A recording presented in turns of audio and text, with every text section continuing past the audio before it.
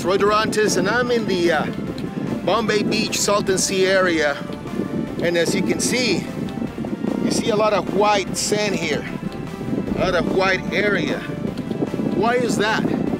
Why do we have miles and miles of white beach, white area, which should be sand, but in some cases it is only the remains, the bones of millions of fish.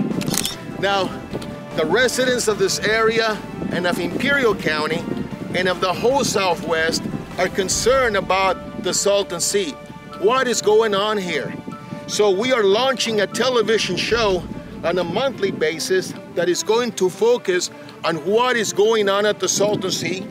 It is going to tell the life stories of residents here in Imperial Valley who are concerned or affected by the Salton Sea issues. And we're going to focus on what is being done or what is not being done at the Salton Sea. We should be concerned about it because there is the sediments as it dries up. Anytime a body of water dries up, what's on the bottom becomes like airborne, can cause illnesses. What degree, what kind of illnesses, you know, like I said, it's for the medical people to figure out. Well, other than what I heard that it's drying out and that whatever's left on the dirt, it's going to come this way, and it's going to be a lot of pollution. I really don't know. All I know is that it said it's bad, and I feel like going out there to go check it out, but I'm afraid that the air will be, that I might get sick by going there just to go look. Well, yeah, that's not good. I think I'm more sad about it. I'm up here now because this place has a special place in my heart, and I would like to find a little piece of land in here, and I know the stuff that you're talking about because I've heard about it, and like I said, because it's special to my heart. So I've kind of been watching the whole progress from when this first started and when the whole thing started evolving into the ghost town, I guess. I don't have any better words to explain that. But when it first started and stuff and all the fish were dying and stuff, the smell was really bad. And now that it's gone through all that and everything's dead, you know, you don't have that smell. There is a little bit of a smell here, but nothing like it used to be. And I understand that the air quality is going to, it's like really bad. It is very serious, especially for the patients who have lung issues, asthma, COPD, any kind of lung issues. Just because the Salton Sea is drying, the pesticides or any other contaminants, right? It is going into the air. And that very same air we all are breathing here in the valley. And those pesticides in dry air are carcinogenic. There's some concerns. I hear that when it's windy, you know, all that sand that's right there already dry, it comes this way, and it, especially for the people that has asthma, they get kind of sick. And I remember like 30, 40 years ago, my parents used to take us there. And I found some, maybe a couple of pictures, and I was like, wow, that boat is still there on the side of the Salton Sea. So, well, I know it costs us a lot of money, but it would have been nice if we could have some recreation area that we can take our grandkids or go for a day, a picnic. So hopefully something can be done. I know the basic stuff that, you know, it's been contaminated for several years due to the agricultural drainage, the pesticides and all of that. And I do have a concern that, you know, as it is revealed, you know, all the playa is revealed, those contaminants can go into the air and they can affect people's breathing. We met with Luis Olmedo, Executive Director for Comité Cívico del Valle, to ask him about some of the things people should be concerned with regarding the Salton Sea. first and foremost, it's the public health. This is a public health crisis. The public needs to be aware. They need to be informed. The solution is going to come much later.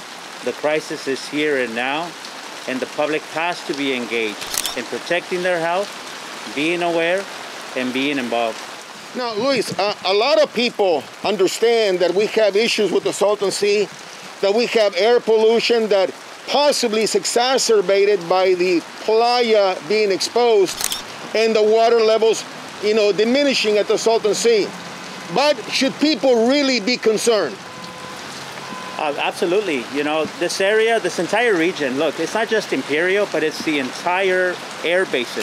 Coachella, Imperial Valley, Mexicali. The air levels here already fail to meet federal standards time and persistently. The contributions from the sea are massive and enormous, and people need to be concerned. We already have high levels of asthma prevalence. We already have a lot of underlying conditions, social determinants of health. Yes, the Salton Sea has to be a focal point, has to be a priority. I know we're dealing with a pandemic right now at this very moment of COVID-19, but look, we've been dealing with endemics historically, and all of those are just multiplying and just layer after layer of cumulative impacts that people need to be aware. You don't have to be an expert. You have to be aware. You have to be able to take proactive measures to protect your health, but also be part of the vision, because they could just put, anything out there. It could be a solution of nothing, or it could be a solution that benefits our community. And that's going to come from the public pressure. It's going to come from the public engagement, and it's going to come from the vision of the community, so that we can make it a sustainable, a long-term fix, not a short-term fix as we've experienced. Now, Luis, I understand that some work has started at the south end of the Salton Sea. Some of us would like to understand more of what that work means. We did definitely need to celebrate the fact that they just did a groundbreaking on the SCH project, which is a species conservation and habitat. This is the state of California, Department of Water Resources, the Natural Resources Agency. This is part of those commitments that they made. Are we behind? Yes, but this administration has doubled down on their efforts and commitments and are following through. We have a lot of carryover from inaction in the past, but things are moving. But it doesn't help in terms of the timeline. We've blown every deadline, but we got to celebrate that it finally kicked off and it's off the ground. And they're going to, it's probably still going to take a couple years to get this built. There's still opportunities to engage and inform it.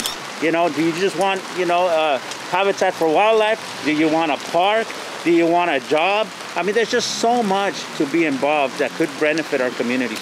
Now, finally, Luis, sometimes as the average citizen or the average resident in the area, people don't understand what it is that we can do or what it is that we should do from where we are standing. What do you recommend the average person to be able to do or to actually do?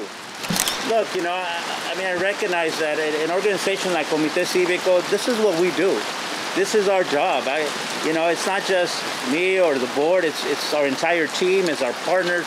We're working hard to try to inform and elevate the voice of the hard to reach, the voice of the environmental justice, of the disadvantaged communities. People have priorities. They got to put food on the table. We live in an economically depressed area. We get it. But we need your involvement. We need your input. We need your support. Because when we write a letter, we need the support of the community. We need to make sure that letter reflects the priorities and the desires of the community. So they can sign on to like Salton Sea, COEE.org, which is a website that we manage in collaboration with the state. They can sign on to the Natural Resources Agency. I mean, you can look them up very easily and keep track of, keep up with the Salton Sea Authority, keep up with the Imperial Irrigation District. There's a lot of agencies, but look, locally, just, you can reach out to Comité Cívico.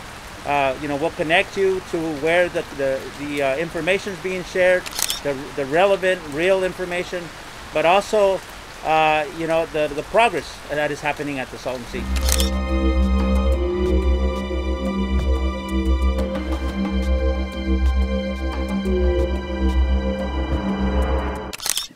I'm at the southwest end of the Salton Sea. Right behind me and around me are the ruins of what was once a thriving military base. What is the importance of this area in relation to environmental concerns? For the answer, I asked Imperial Irrigation District Director Alex Cardenas to help us understand not just this area, but other areas in this region and how they affect our community and what is being done in those areas to mitigate the dust that might affect the whole area.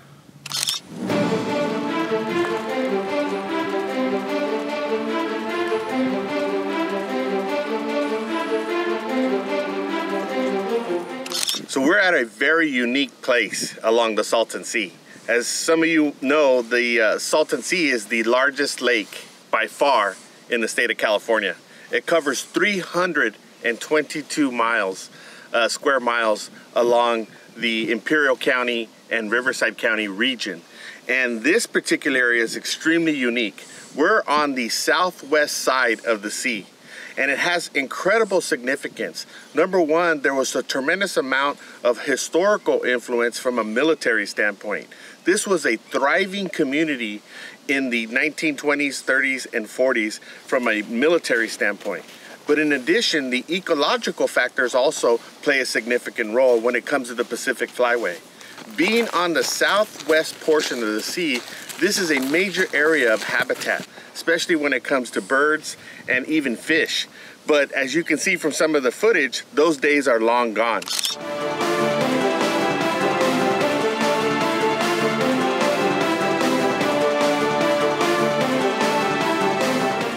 So as we break ground on significant capital projects on the sea, this soon will be an area for habitat projects. There are areas of the sea that are creating more health concerns, especially on the southeast side of the sea, but this area is also in the queue. What makes it unique is the depth of the water. And the water traditionally is a lot deeper on the south end, southwest side. And so there are projects that are in the queue, and we're looking at this particular region. However, the military influence also is significant, so we do have to work with multiple partners, especially when it comes to landowners. The two major landowners out here is the IID and the Bureau of Land Management. So again, these projects are important, but we have to work with multiple stakeholders to make sure that these projects get across the finish line.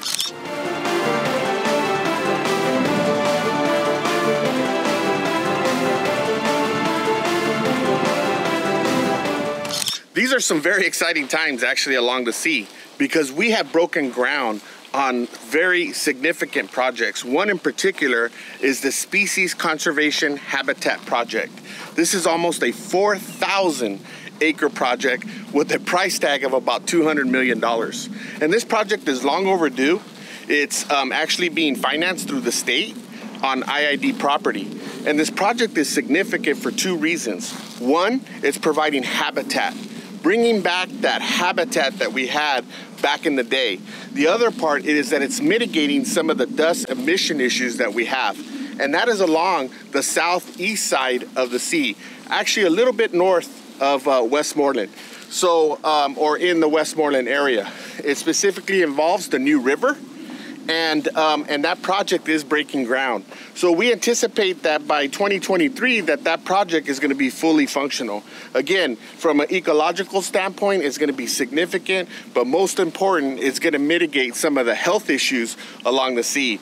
And we have put shovels in the ground already. That project is going to get across the finish line. So super exciting.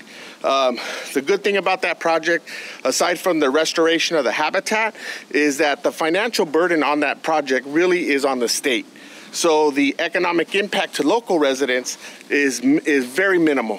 And it's actually going to create a lot of jobs. It's going to improve the area and also contribute to improving the health along the sea.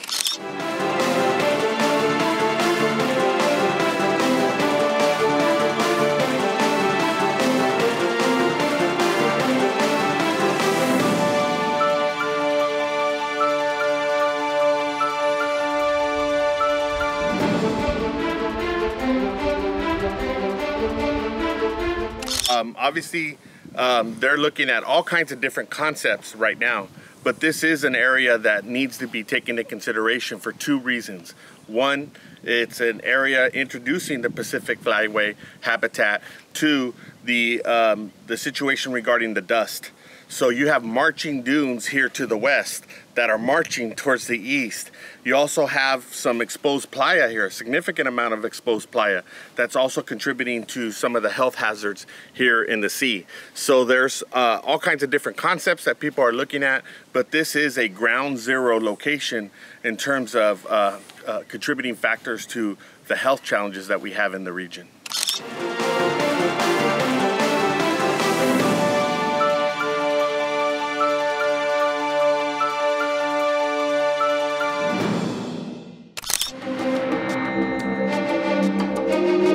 Comité Cívico del Valle Executive Director Luis Olmedo walks at the Red Hill Bay Marina along one of the many boat ramps which at one time saw a lot of recreational activity. But now the water has receded far away from it and continues to do so alarmingly. Olmedo points to a barren area south of Red Hill. It is a dusty bowl measuring 530 acres. It is the Red Hill Shallow Water Habitat Restoration Project. The plan was to pump and mix Salton Sea water with Alamo River water, bringing the salinity down to acceptable levels. By filling the dusty bowl with 3 feet of water, it would suppress the harmful dust and create a habitat for wildlife. There is infrastructure already in place to make this happen, and there has been a large investment of money, energy, and time already spent on it. These pumps sitting here cost about $500,000. For now, they're just sitting here and nothing is happening. Nothing apparently has happened for the past 4 years when the project started. Olmedo is unhappy about this situation and would like to see this habitat become a reality. He's concerned how the blowing clouds of dust affect the surrounding communities. It was a windy day when we met with Olmedo at the Red Hill. You can tell by how it affected the audio. We apologize for that. Olmedo wants to know whose responsibility it is that the project seems to be stalled. And it seems like there's no consensus or transparency as to whether is it IID, is it Department of Interior, Department of Fish and Wildlife. He says that if not for the recent rain, there would be clouds of dust blowing everywhere right now. And that's a big health problem. He's concerned about contaminated water coming from south of the border to be used in the area. But he says one of the best ways to contain the harmful dust is by putting water over it. He says the money is there, the equipment is there, the infrastructure is there. So why is nothing happening? The best available control measure is putting water.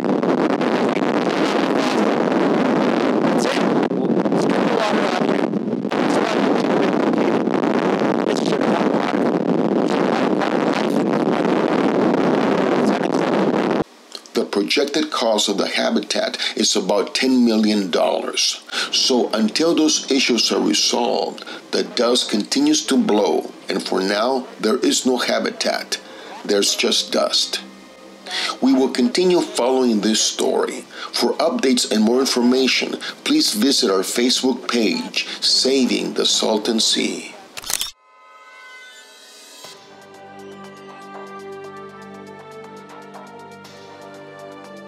Joe Frank lives in Redlands, but he's in love with the Salton Sea. His family owns a large property in the southwest area, 2 miles long by 1 mile wide, just a couple of miles south of Salton City.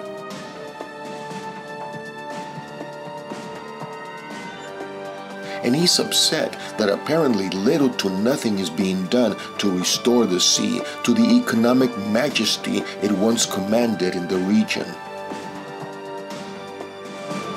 Well, the Salton Sea, as most of your residents know, has been an agricultural runoff basically a sump for their fertilizer, pesticides, other carcinogenic chemicals for years and years. Some of those chemicals have raised the salinity so high that a lot of the fish have died off, as you can see in certain times of the year that line the shoreline. The small corvinas and perches and things. They have got to stop doing this for several reasons, not just for the health of the fish, but for the health of the people, the environment around it, and to make this sea alive again, I guess I want to say. Alive, I mean, at one time, it had a great fishing industry. They had boats, large boats, that went out, took people out from Bombay Beach. And that wasn't that long ago when you think back, the 60s, 40 years ago. And there's no reason that the government can't do it. And they certainly have to do it for the health of the people here, the children here, the agriculture here. Roy and I drove through the agriculture part of it today, and it's amazing, the beautiful crops that are growing here. And I have heard that the crop industry here feeds about 1/3 to 2/3 of the whole United States. California is one of the best growing places, and Imperial Valley has some of the best land to grow in. What you're looking at here, it's pretty barren.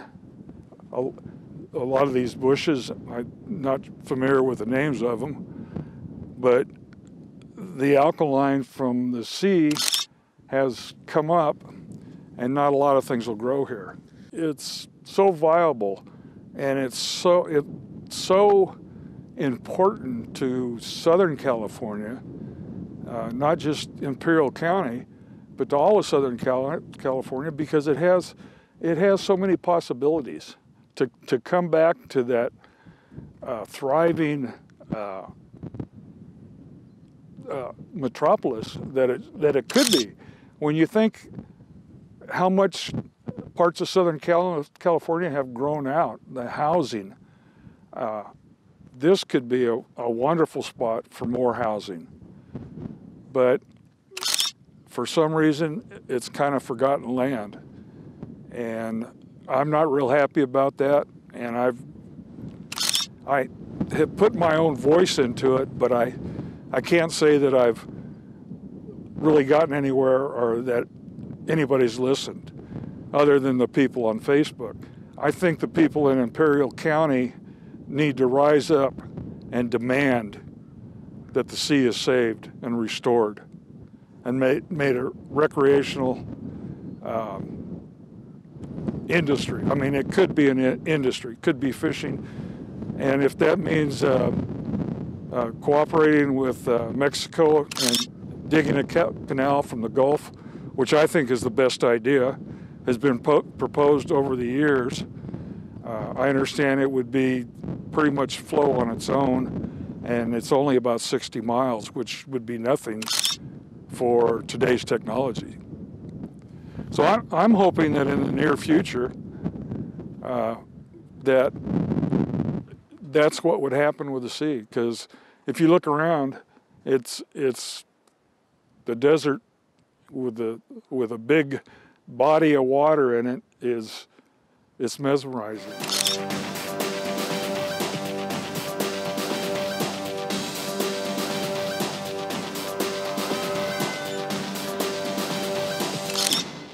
I would like to see it restored to a recreational use. Some houses, of course, agriculture and industrial, to make the Imperial County boom. I may not see it in my lifetime, but I truly believe that it will happen someday.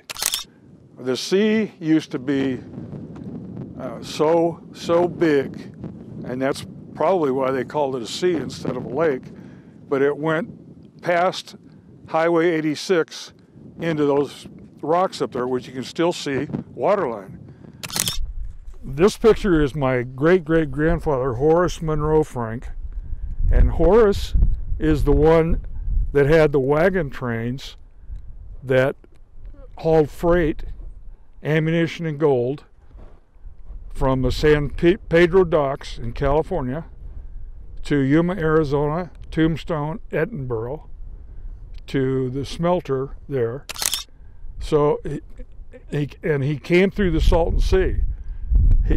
His trail was through the north end of the Salton Sea, where he never really, that I know of, went through the sink. I'm sure he probably did and found that it was too soft or something, but he continued on east, southeast direction, went up through the Chocolate Mountains, found some springs, and cut off several hours for a wagon train getting to Yuma. If you can just imagine those pioneers out here in the middle of summer at 115 degrees or so, and the struggle that they just had to go through to get a mile. And when we think about it, we jump in our cars and we go 90 miles, 100 miles, and it takes us a few hours. I'd like to mention that this gentleman, Horace, was also a citrus farmer and built an adobe house for his family in the Redlands area, which is now a historical place with the state. And it needs some work, quite a bit of work, and we're trying to get that done through donations. But he was a quintessential wagon master, trailblazer, scout, whatever you want to call him. Please join us next month as we bring you more updates on what's going on at the Salton Sea. And for weekly updates, please visit our Facebook page, Saving the Salton Sea.